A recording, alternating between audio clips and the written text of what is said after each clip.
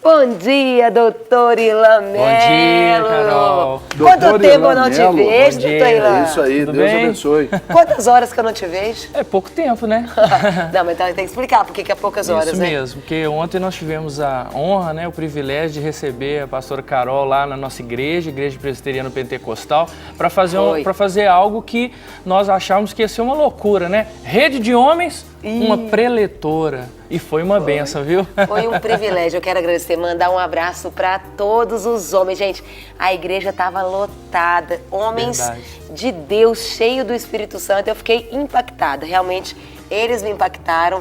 Foi uma noite muito gostosa, né? Podemos rir bastante, né, com os casos, né, e dividir a palavra do Senhor, aquilo que Deus fala a respeito dos homens. Muito obrigada. Foi uma benção, viu, pastor? Sua esposa, um beijo também. E continuando aí, você viu que o doutor Irlan hoje está de Copa. Vai ter Copa, doutor? Né? Vai ter Copa, né? É Tem que isso ter aí. Copa. E o tema de hoje, né, tem tudo a ver com a Copa, né? Nós vamos estar falando aí sobre o Estatuto do Torcedor, né? Então, o doutor Irlan vai estar tirando todas as dúvidas, mas antes o Serginho quer fazer Isso, eu algumas quero fazer considerações. alguns registros aqui especiais do nosso CAT, né? Nós recebemos aqui a participação do José Maria. Ele diz assim: quero parabenizar o programa de hoje e os temas que estão sendo tratados. Fiquei satisfeito em ver a notícia sobre os professores e a decisão do juiz, né, em relação ao ocorrido com o aluno sobre o celular. É sinal que nem tudo está perdido. Obrigado, José Maria. E também aqui, Carol, eu tenho aqui, ó, a sua xará, Ana Carolina. Ela diz assim: eu gostaria de parabenizar o programa, que está sempre muito bacana. E gostaria de saber quem veste a Carol. Obrigada. Viu? Hoje eu estou vestida aí de V7. Então, V7. Agora, você achou que parou por aí? Não parou não. A Ângela também, de Contagem. Antes foi a Ana Carolina, de Belo Horizonte, né? Beijo, só xará, Carol. né? E a Ângela, de Contagem, ela diz: eu estou assistindo o programa e hoje estou gostando muito. Eu quero dizer para a Carol que eu a acho muito linda e sempre muito bem vestida. Gostei demais do vestido que ela estava usando ontem e gostaria que ela repetisse a indicação da loja. Beijos, da Ângela. Foi a Rami, né, Carol? Ângela, obrigada. Olha, a gente tenta realmente fazer o melhor, né? E como mulher, a gente tem que vir realmente bem feminina. Ontem eu estava vestida com uma roupa da Rami, né? Então você pode adquirir ali um vestido, ali tem muita coisa linda, né? E obrigada pelo carinho. Ora por mim, que eu preciso, viu, gente? E acabou ou tem mais? Não, por hora acabou, mas nós agora vamos dar atenção aqui ao o seu advogado. Pois é, e hoje nós estamos falando aí sobre o Estatuto do Torcedor, né? E para começar aí, doutor Irlan, né, o Estatuto do Torcedor, ele contém as seguintes orientações, análise de dúvidas jurídicas, tais como direitos e deveres do torcedor, educação e direitos, mas o senhor acredita que nesse clima de festa a gente vai dar para usar aí, doutor Irlan, esse estatuto como algo benéfico, mesmo na Copa do Mundo? Sim, vamos lá. O Estatuto é a Lei 10.671, né, de 2003, quer dizer, nós já temos 11 anos onde foi estabelecido o Estatuto do Torcedor. E agora, durante a Copa, algumas regras do Estatuto do Torcedor, elas foram mitigadas, ou seja, elas foram reduzidas para se adaptar a uma nova lei, que é a Lei Geral da Copa. Essa Lei Geral da Copa, ela abre algumas brechas dentro do Estatuto do Torcedor. E aí, por exemplo, no Estatuto do Torcedor tem a questão do impedimento de bebidas, mas na Lei Geral da Copa há autorização para bebidas. No Estatuto do Torcedor você tem normas relativas, por exemplo, à não abusividade dos preços de alimentos, mas na Lei Geral da Copa os alimentos estão liberados, ou seja, não há uma elasticidade, a Lei da Copa ela trouxe uma elasticidade na Exatamente, ela aumenta as possibilidades, ou seja, ela entrega para um organismo particular o direito de estabelecer normas independente da legislação pátria, a legislação do Estatuto do Torcedor. Isso é bom? Eu não acredito que seja bom, não, mas por outro lado também você vai conseguir algumas situações onde, por exemplo, o Estatuto proibia, você vai ter liberado. Então você vai ver os dois lados, né? Você vai ter o anterior à Copa e o posterior. Se nós conseguirmos aprender com isso e a partir daí, né, estabelecermos uma legislação que contemple a todos, então nesse aspecto aí seria positivo. Doutor Irlan, sim. Qual foi o objetivo do legislador quando se pensou, né, quando foi feito o Estatuto do Torcedor? Bom, Serginho, olha, o objetivo, né, quando o espírito da lei, quando ela foi criada, o objetivo era qual? O objetivo era de estabelecer normas de proteção e defesa do torcedor. Na verdade, quando se criou o Estatuto do Torcedor, alguns até o chamavam de Código de Defesa do Torcedor. Porém, nós estabelecemos que, nós verificamos que na prática não foi bem assim. Mas nós verificamos também o seguinte, quando o legislador criou o Estatuto do Torcedor, ele gostaria que nós, torcedores, nos posicionássemos como consumidores. E aí a gente vê, por exemplo, que ele gostaria que nós nos posicionássemos como uma pessoa que, por exemplo, vai ao cinema e tem aqueles seus direitos, compra um determinado bem ou um serviço e pode exercer esses seus direitos também. Então, o objetivo era esse, trazer uma legislação que protegia o torcedor. E após esses 11 anos, como dito por você, tais objetivos foram alcançados, foram cumpridos, Irlan?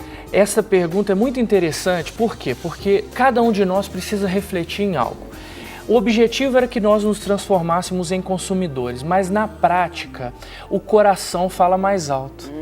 E aí o que acontece? Eu não consigo me colocar numa posição de consumidor em relação ao meu clube de coração.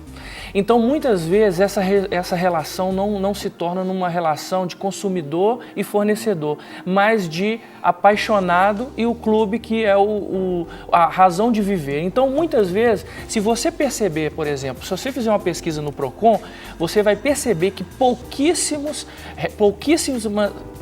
reclamações foram feitas nesses 11 anos em relação ao código, ao Estatuto do Torcedor. Por quê?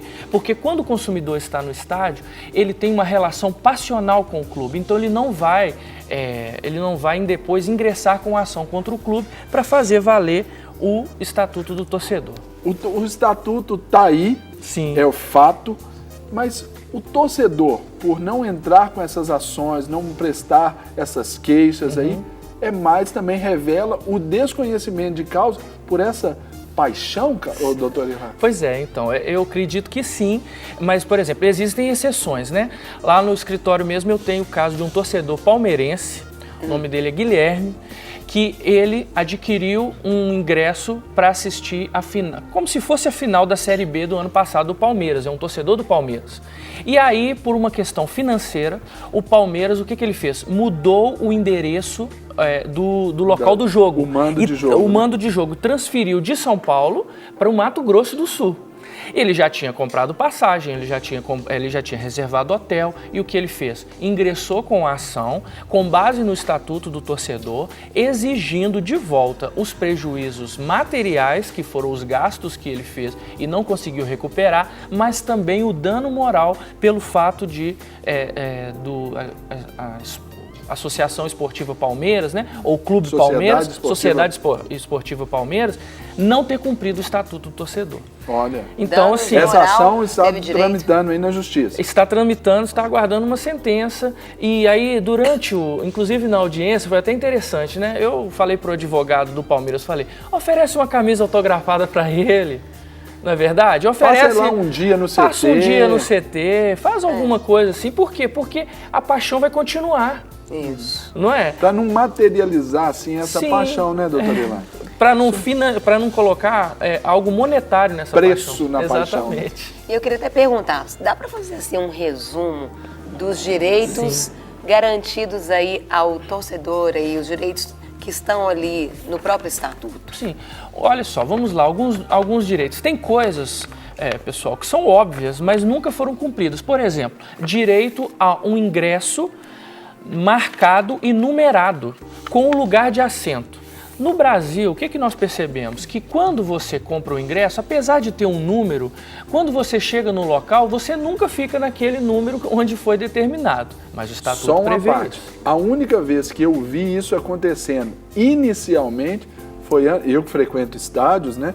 foi no ano passado, quando eu fui a um jogo da Copa das Confederações. Exatamente. E aí na Copa das Confederações, o que acontece? A Lei Geral da Copa também prevê isso, que está de acordo com o Estatuto do Torcedor. Então você vai ter o seu ingresso com o número marcado do assento, você deveria chegar lá. Outro avanço do Estatuto do Torcedor é a questão dos horários, né?